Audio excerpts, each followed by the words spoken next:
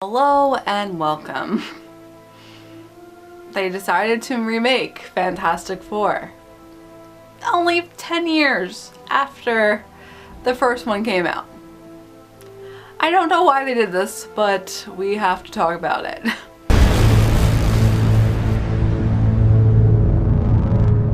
Fantastic Four was released in 2015.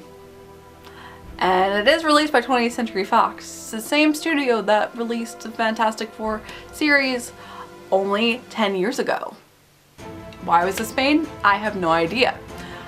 It should not have been made. It is a terrible film. It has a 9% rating on Rotten Tomatoes by the time I'm recording this. It's not a truly terrible film in the terms of the cinematography and the atmosphere. It is well shot, it is well done in that standpoint. The CGI is really great, the effects are really great, but there's no great plot. They completely changed the plot from the other movie. I haven't read the comics, so I don't really know the true origin story. I need to research this. I will research this afterwards when I have more time, but the original 2005 version, they're all older, they're legit scientists that have graduated from MIT together and they all knew each other.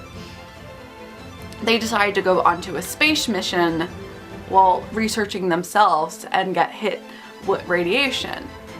That's a lot more realistic than what happens here. What happens here is that they meet Reed Reynolds at a science fair in high school. In high school, all he wants to do is build this quantum gate. You may want to cover your ears. It kind of works, but not really. I think I mentioned this before with Meet the Robinsons. I never had science fairs past elementary school. Why are they having a science fair for a senior in high school? That's the one concern I have. Plus the fact that they just decided to bring him to the team. Sue Storm and Johnny Storm aren't even truly related, that she was adopted into their family. I want you to meet my daughter, Sue. You want to be famous? I just want my work to make a difference. Johnny, Reed. This guy doesn't take orders well. Yeah, especially from people who say I don't take orders well. At least Jessica Alba and Chris Evans legitly look like siblings. They look well enough that they look together. They look like they were related. Hi, Johnny Storm. Are you excited that this is the first day that we're all together? Very. Like a family? Hooray! Here, not so much. The funny thing too is it's Michael B. Jordan is this Human Torch compared to Chris Evans, and he turns out to be in Black Panther a couple years later. He is Eric. They're beautiful. He can act. All these people can act. It was a script, it was a story that's terrible, and it's just they're trying way too hard.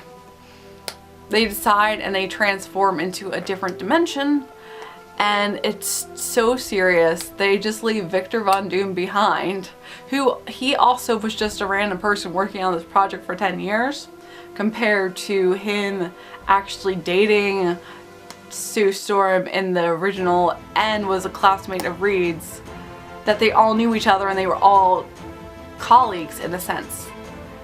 These are just a bunch of random people except for Ben and Reed, who were best friends, and they continued on, and they just decided to jump into a different dimension, take a look at the research and transportation themselves. But things didn't go as planned. Don't blow up. Please don't blow up. And then Sue doesn't even go with them. She stays behind, but when they come back it just explodes in the lab, and so she becomes powerful as well. It tries way too hard. It's just too hard.